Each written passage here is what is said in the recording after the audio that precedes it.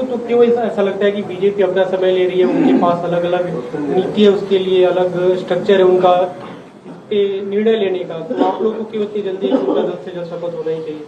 नहीं, जल्दी नहीं है, हमें किस बात की जल्दी। हम तो वो इतने सारी बातें कर रहे थे, नीति है तो आप लेकर आओ। 48 लोग आपके पास हैं, आपके पास 48 लोग हैं, आपको 40 में से 8 में से एक आदमी निकालना है कि एक आदमी भाई हमें लीड कर रहा है। तो कम से कम दिल्ली की जनता को ये तो पता चले कि भाई ये इनका मुख्यमंत्री का चेहरा। अब तो इलेक्शन खत्म हो गया, इतना दिन वेट करने की क्या जरूरत है?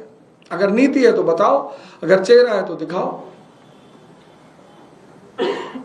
अवध जी, आप पहली बार इलेक्शन लड़े थे, आप अपनी पॉलिटिक्स जारी रखेंगे आगे भी और पढ़ाई भी जो कराते हैं बच्चों?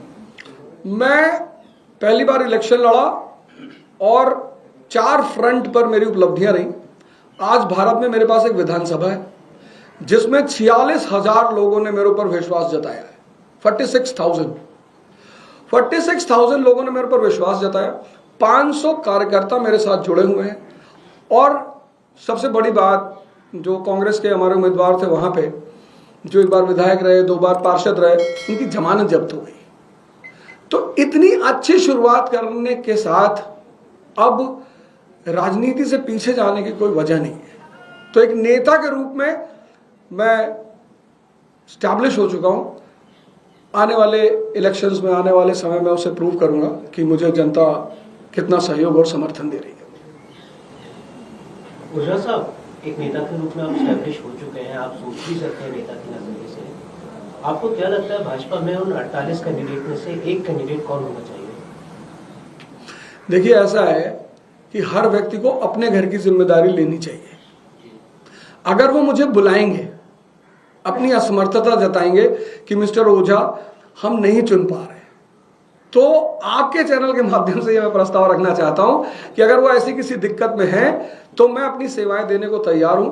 क्योंकि एज ए शिक्षक मुझे पता होता था कि इस बच्चे का सिलेक्शन होगा, कौन होनहार है। तो मैं ये कहना चाहूंगा कि अगर उनको मेरी सेवाओं की जरूरत है तो मैं उनके लिए उपलब्ध हूं। मैं बता सकता हूं आने वाले समय में कि वो क्या कर सकते हैं। यही बता दीजिए। नहीं, हमें आदत ही नहीं किसी दूसरे के घर में इंटरफेयर करने की, तो मैं उसमें क्यों जाऊँ। आपको तो क्यों ऐसा लगता है कि बीजेपी अपना समय ले रही है, उनके पास अलग अलग नीति है, उसके लिए अलग स्ट्रक्चर है उनका निर्णय लेने का, तो आप लोग को क्यों इतनी जल्दी उनका जल्द से जल्द शपथ होना ही चाहिए? नहीं, जल्दी नहीं है, हमें किस बात की जल्दी। हम तो वो इतने सारी बातें कर रहे थे, नीति है तो आप लेकर आओ। 48 लोग आपके पास हैं, आपके पास 48 लोग हैं, आपको 40 में से 8 में से एक आदमी निकालना है कि एक आदमी भाई हमें लीड कर रहा है। तो कम से कम दिल्ली की जनता को ये तो पता चले कि भाई ये इनका मुख्यमंत्री का चेहरा। अब तो इलेक्शन खत्म हो गया, इतना दिन वेट करने की क्या जरूरत है? अगर नीति है तो बताओ, अगर चेहरा है तो दिखाओ। अवध जी, आप पहली बार इलेक्शन लड़े थे, आप अपनी पॉलिटिक्स जारी रखेंगे आगे भी और पढ़ाई भी जो कराते हैं बच्चों? मैं पहली बार इलेक्शन लड़ा और 4 फ्रंट पर मेरी उपलब्धियां रही। आज भारत में मेरे पास एक विधानसभा है जिसमें 46,000 लोगों ने मेरे ऊपर विश्वास जताया है। 46,000 लोगों ने मेरे ऊपर विश्वास जताया। 500 कार्यकर्ता मेरे साथ जुड़े हुए हैं।